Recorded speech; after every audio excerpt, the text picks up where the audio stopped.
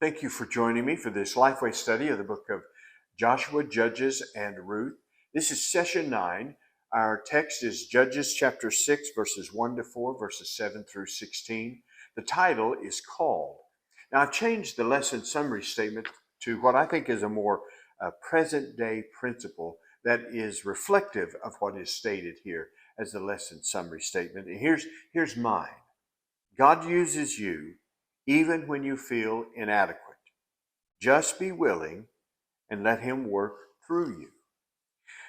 Now, I'm using as the introduction to my class the suggestion that's found at Explore the Bible that talks about the power of a mother's voice and its impact upon the stress and the health of a child, the sense of security and peace that it gives to a child, even in the womb, all the way to where they're maybe a student in college, just to hear your mother's voice. And of course, the article transitions from that to hearing the voice of God and how God's voice can bring peace and calm and even courage in the middle of difficult times. And Gideon is going to hear the voice of God.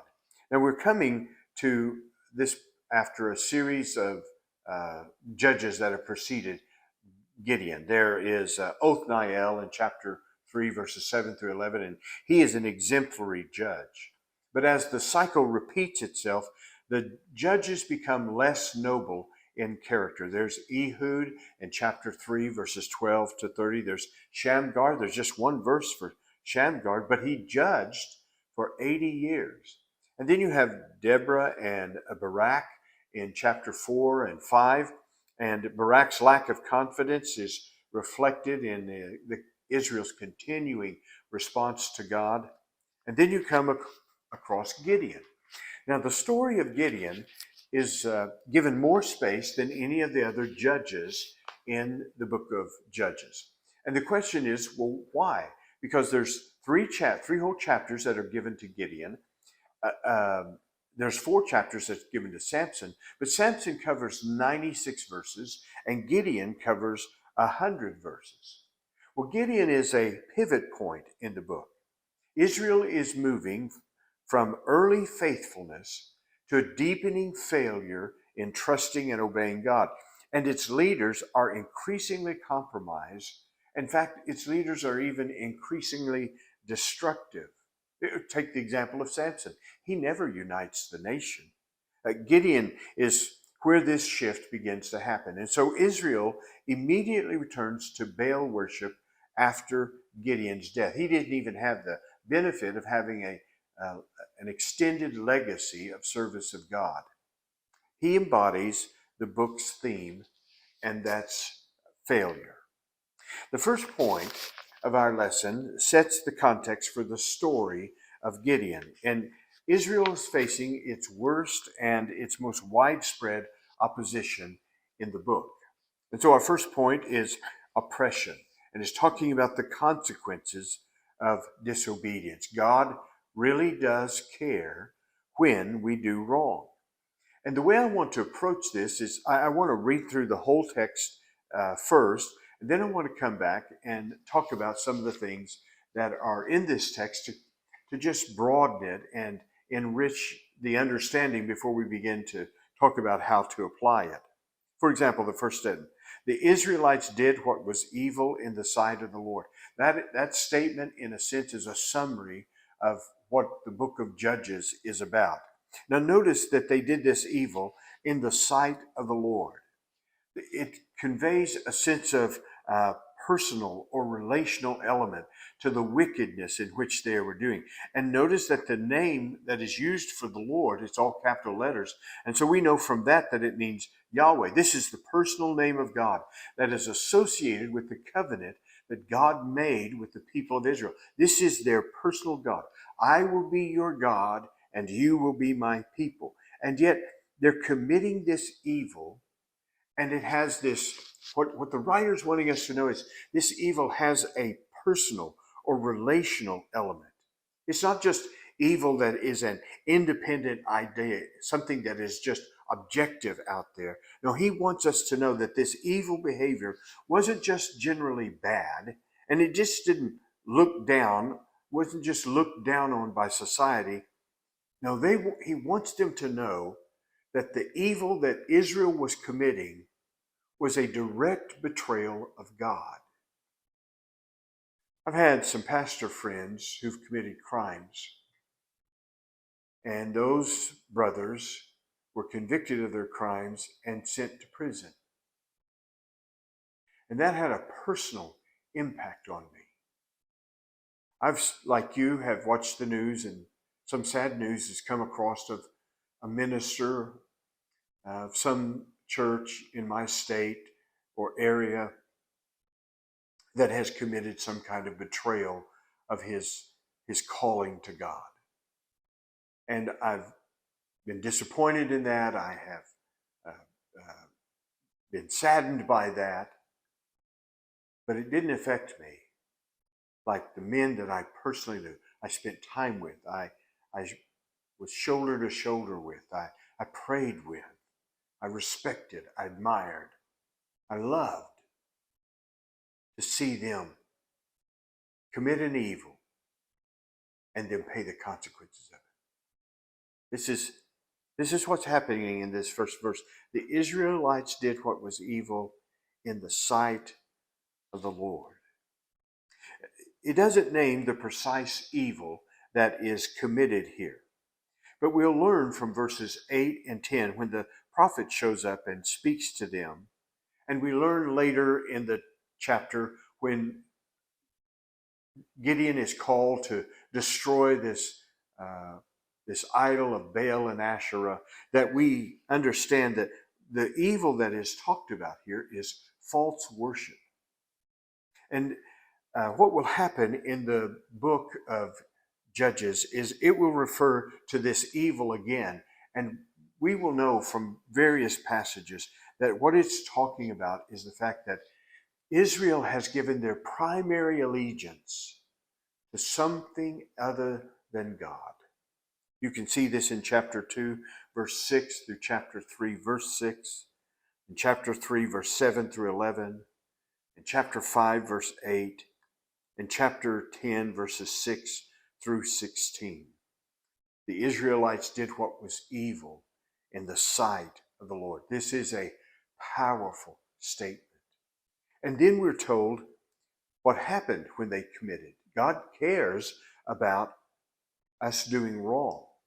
So the next passage says, so the Lord handed them over to Midian for 7 years. So the sin prompted discipline. And we're specifically told that they're handed over to the Midianites. Now, the Midianites have had a mixed history with Israel. In the book of Exodus, by and large, they have a positive history. It's where Moses goes after he leaves, having committed capital crime. And there he finds his wife, and Moses' father-in-law gives him good advice on how to administer in the nation of Israel. In the book of Numbers, we find there's a negative response in terms of Midian, in terms of battling and those kinds of things. And notice the length of time. It makes it clear. This happened for 7 years. And what they did is they oppressed Israel. And notice how great the oppression is. Because of Midian, the Israelites made hiding places for themselves in the mountains, caves, and strongholds. Now think about that for a moment. They lived in these unwalled settlements. They would go out into their fields and they would plow them and they would harvest them. They were living a good life. They had cattle and sheep and goats and they would graze them. And life had gotten so dangerous for them, so difficult for them, that they abandoned their homes and they went and lived like animals. I mean by that, they lived in the holes in the ground. They lived in the caves of the mountains. They abandoned their communities just to stay safe from the Midianite raiders. Verse 3, when the Israelites planted crops, the Midianites, the Amalekites, they always had difficulty with Amalekites, and the people of the east came and attacked them. They encamped against them and destroyed the produce of the land, even as far as Gaza. Now, the idea that's being said here is they encamped there. That is, there was an extended stay, and they used the resources of the land. They took the crops of the people. They took the animals and the cattle of the people, and they used them for themselves, and they just destroyed everything. These people, the people of Israel, were absolutely being decimated by this. And it was an extended area as far as Gaza. They left nothing for Israel to eat. There were no sheep or ox or donkey. So what you have here is the people commit evil against the sight of the Lord. It's a personal matter. And so God cares that we do wrong. And so he, out of his love for them, he prompts them a discipline. And as he disciplines them, what verses 2 through 5 describe for us is 2 through 4 describes for us are the details of what that discipline looks like. Now, in verse 7 through verse 10, God reminds them, a prophet comes and he speaks to them, and he says, in essence, look at all that I have done for you. And all I asked for you to do was to obey me, and you didn't.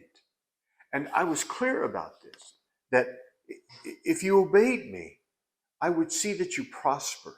I would see that you were at peace. I would see that you were protected me. And look at all that I've done for you. And you wouldn't obey me. So in verse 7, when the Israelites cried out to him because of Midian. Now, the fact that they cried out, there's no hint in that they're repentant. They're just suffering, and they're crying out to God. It doesn't indicate necessarily that they said, we have sinned against you. But they cry out for help. What a merciful God. Verse 8, the Lord sent a prophet to them. He said to them, this is what the Lord God of Israel says. So it's the covenant God that comes and speaks to them. I brought you out of Egypt and out of the place of slavery. I rescued you from the power of Egypt and the power of all who oppressed you. I drove them out before you and gave you their land. So there's not only the covenant God that spoke to them. This is the God who rescued them and did great and mighty works for them. And verse 10, and I said to you, I am the Lord your God. Do you see what is happening here? He's reestablishing, I'm your God. What is this business of you going to another God? I'm your God.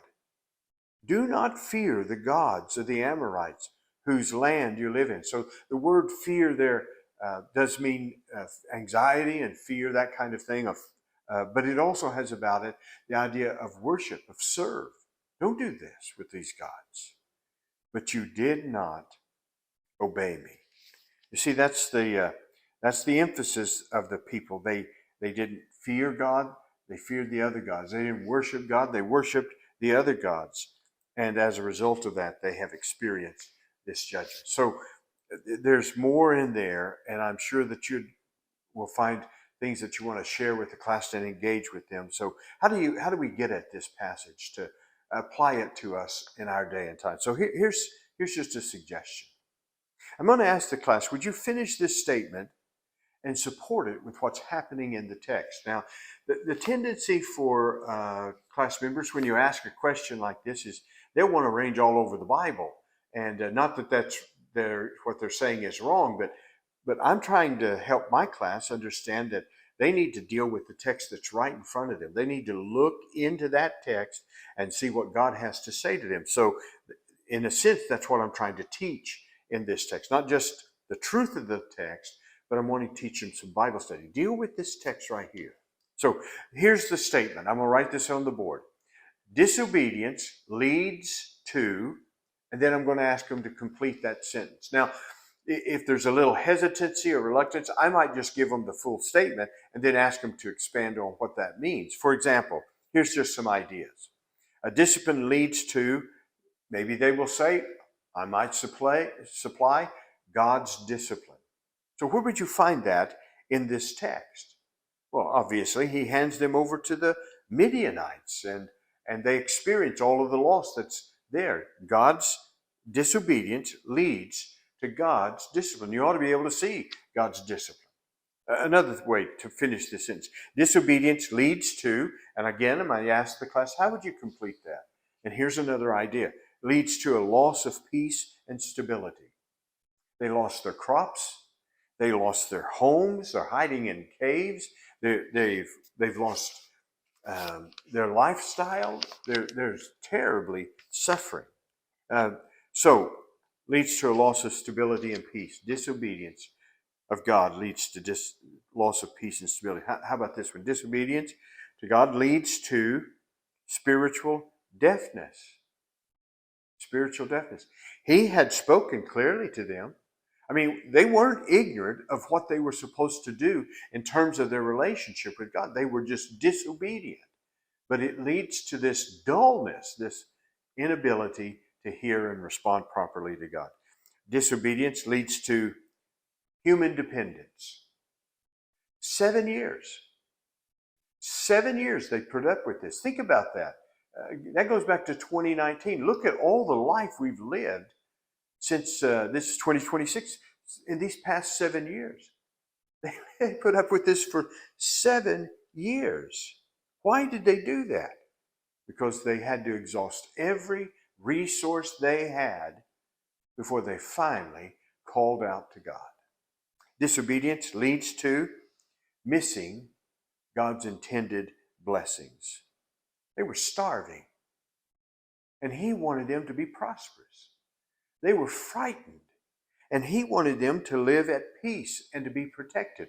Disobedience to God leads to missing God's intended blessings. And so I'm trying to take this lesson, and it talks about oppression, and that's talking about the consequences of disobedience. So I'm wanting to drive that idea into the heart and mind of the class.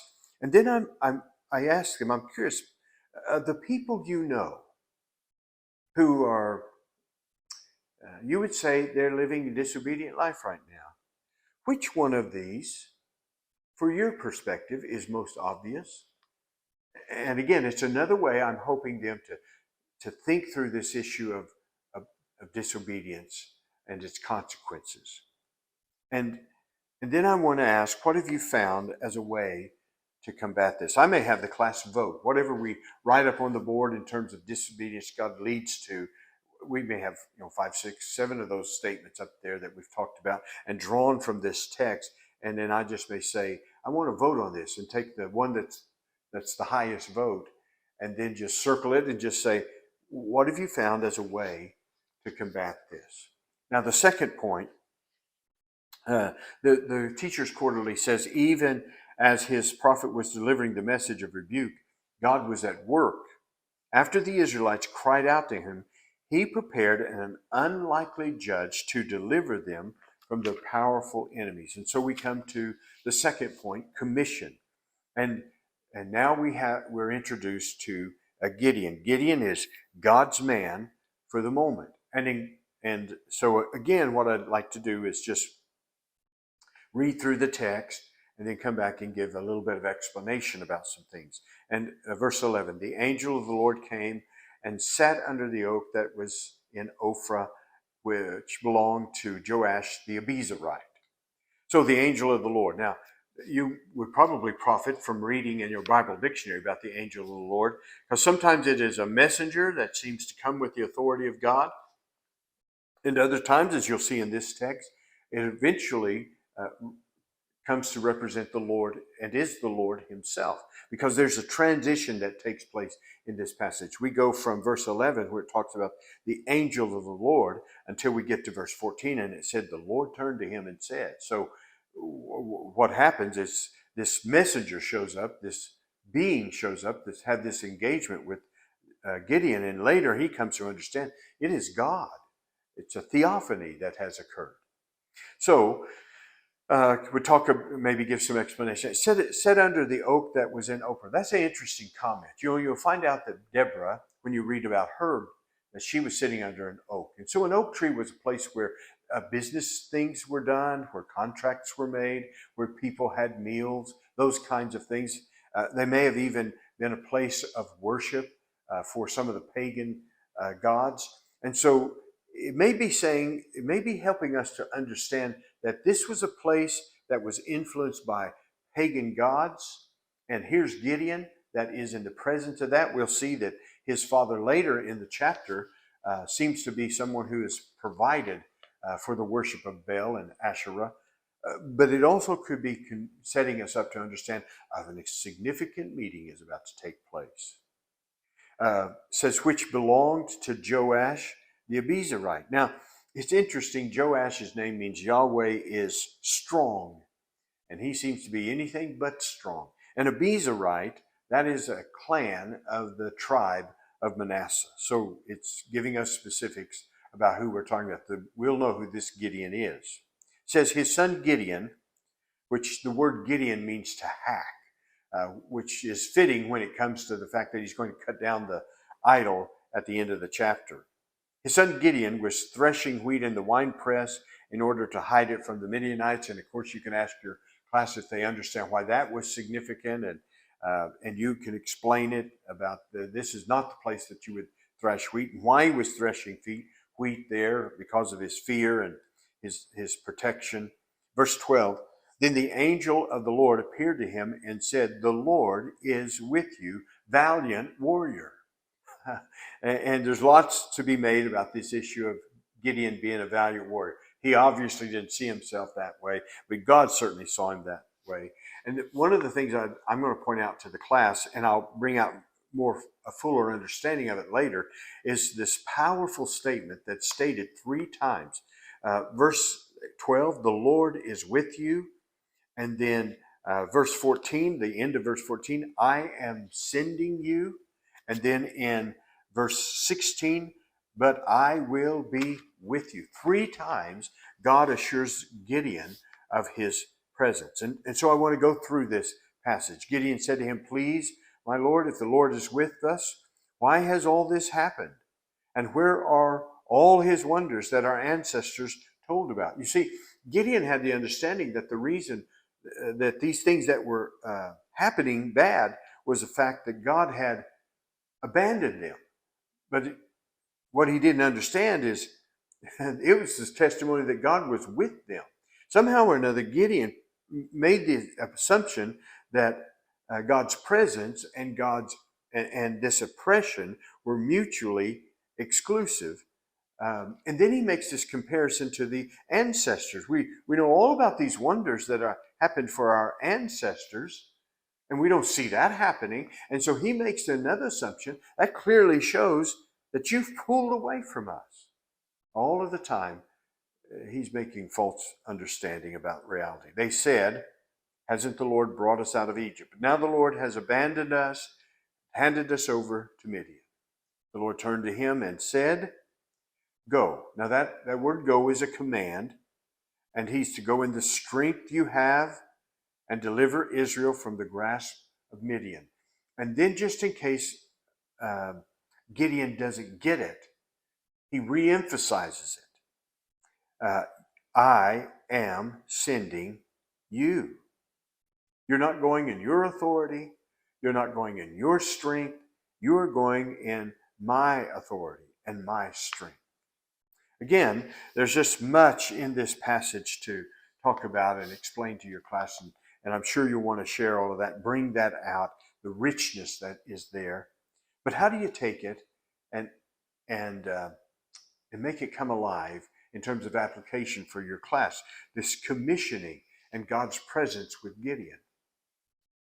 Well, Gideon is, this whole section is about Gideon, is his feelings of inadequacy. But the issue is not really his inadequacy. The issue is his willingness to serve God.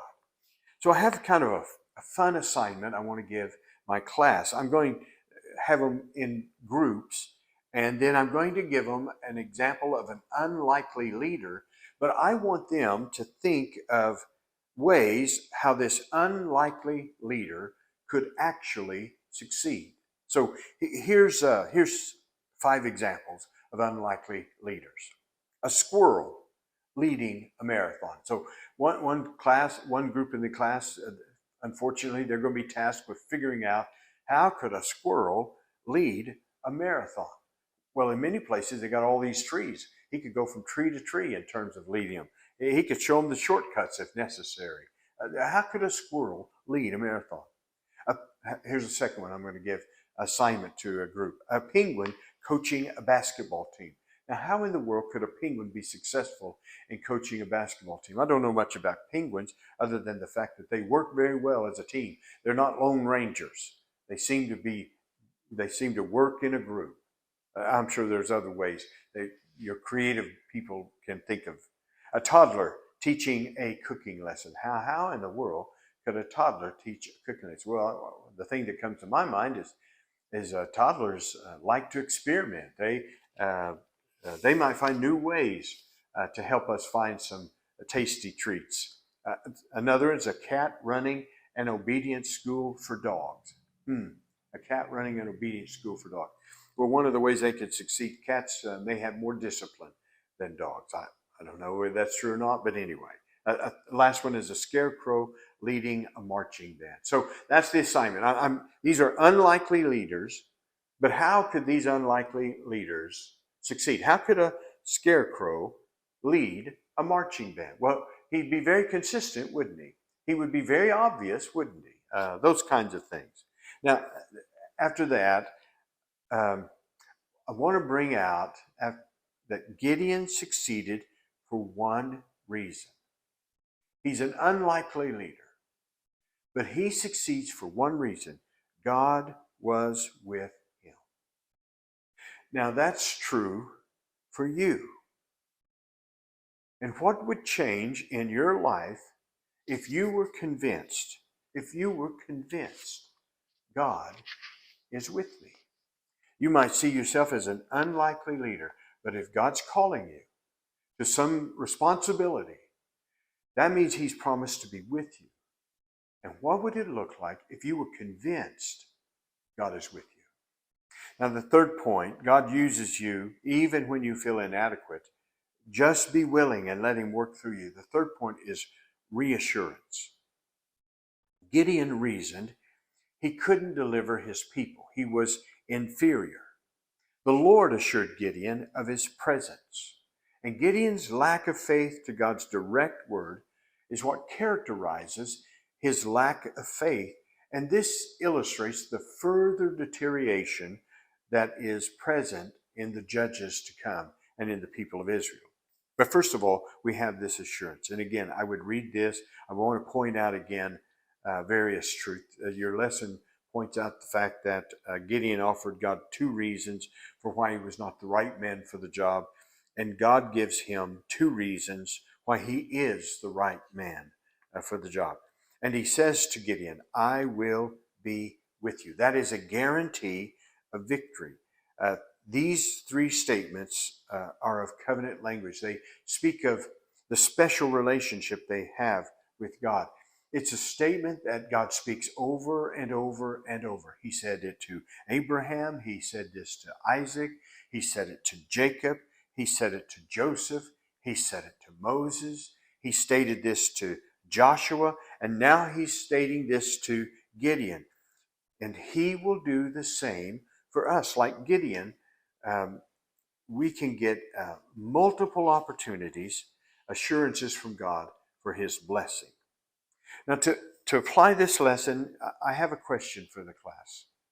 How does I will be with you change Gideon's view of his weakness and inadequacy? I don't know that Gideon was stating something that was incorrect. But when God says to him, I will be with you, he is, everything else is qualified after that. For example, Gideon saw his weakness as a disqualifier. How did God see Gideon's weakness? And what I'm getting at is, for God, it was an opportunity to display his power. And for God, this is the place where he would start in doing his great work. Gideon saw his weakness as a disqualifier. God saw it as the starting place to do his work and to bring glory to him. That's what I'm getting at. Where were Gideon's eyes? Well, obviously, Gideon's eyes were on himself. Gideon's eyes were on his weakness, those kinds of things. If that's your focus, what you're asking is, am I enough? Well, what should we be asking? Is God enough? And of course, the answer is always yes. And as a result of that, he has this promise of victory. Now, to close the lesson, I just simply want to state to the class, God doesn't wait for strong people. He strengthens willing people. And God says to us what he said to Gideon, I will be with you. Where have you been hesitant? Take one step of obedience, just one, this week. Don't wait until you feel strong. Trust God is with you. And wherever it is that he's speaking to you about stepping out in faith, take that one step, obey him, and watch how God will move, because God uses you even when you feel inadequate. Just be willing and let him work through you. God bless you, my friends. Thank you for teaching God's word.